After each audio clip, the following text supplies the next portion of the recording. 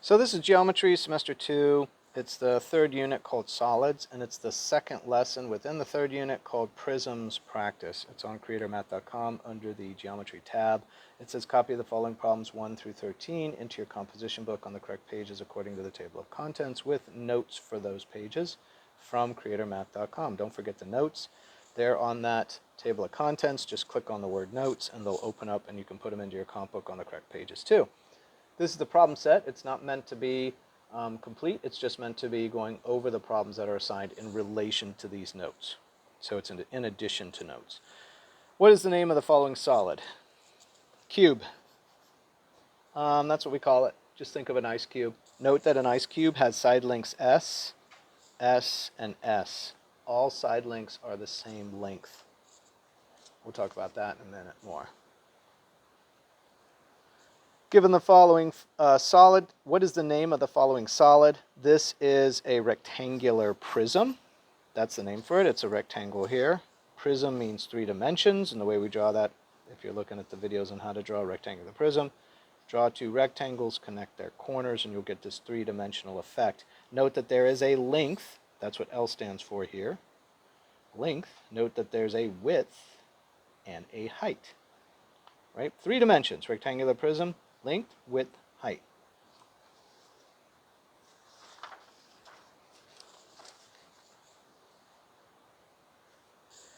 Name the following solid. It's a rectangular prism too. It doesn't matter, you guys, if it's laying down on its side like this, which the previous one was, or it's standing up on its base like this one is. That does not matter. Each one is both called a rectangular prism. Now let's add a twist that maybe is new to high school. Maybe not. Maybe you had this in a prior year for geometry. This one is, notice that the shape is a rectangular prism, but it has been pushed over. The interesting effect is the top of the thing, of the shape, of the 3-dimensional shape, is parallel to the bottom of the 3-dimensional shape. In other words, this thing has been slanted, but the top and bottom have remained parallel. And there's a special word for this. We call it oblique. Sometimes I'll get lazy and I'll call this a slant shape. But oblique rectangular prism, it still has dimensions length, width, but pay special attention to the idea that the height is a perpendicular height. In other words, they're not measuring the length of the slanted side. They're measuring the height on a perpendicular or 90-degree basis to the base.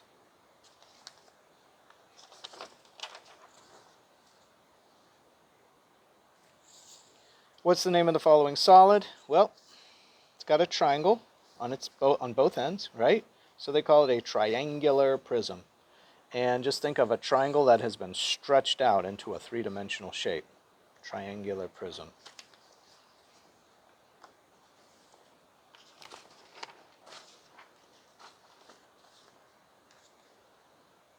We can also take the triangular prism, what's the name of the following solid, and we can oblique it or slant it, right? Oblique triangular prism. Notice again some of the issues here.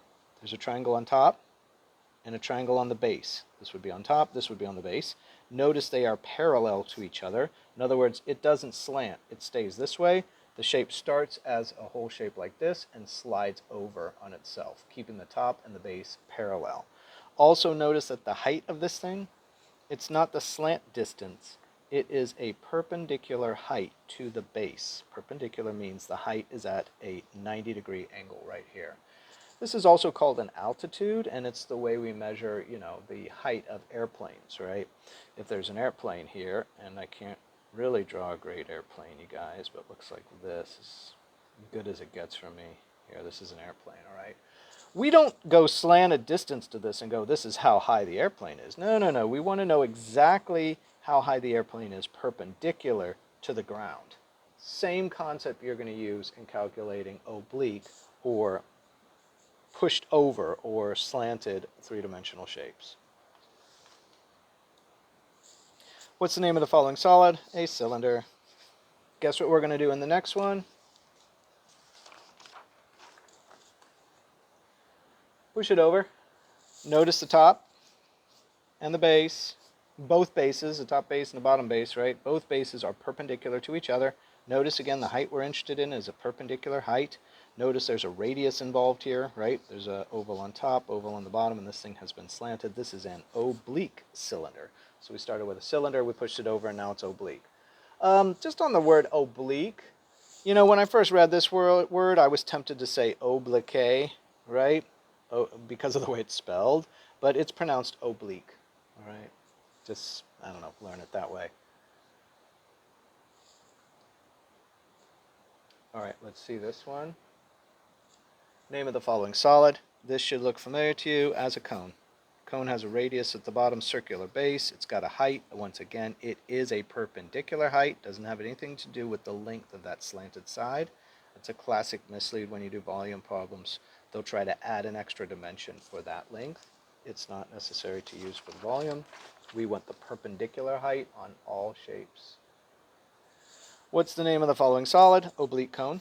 We have started with a flat base. In other words, this thing remained in its orientation. It's not just taking a cone and turning it this way, right? We're literally pulling this point over and leaving the base in its orientation, or, you know, perpendicular to what would be a ground, right? If that was the ground.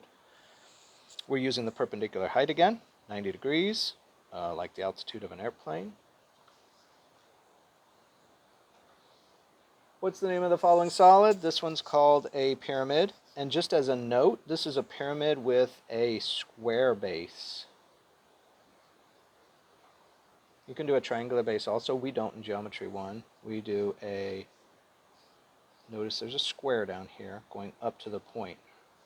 That's why it's called a pyramid with a square base, or a square base pyramid. Notice again the perpendicular height, 90 degrees to the base. And a side length S. This S is the same as this S. Those are the same measure.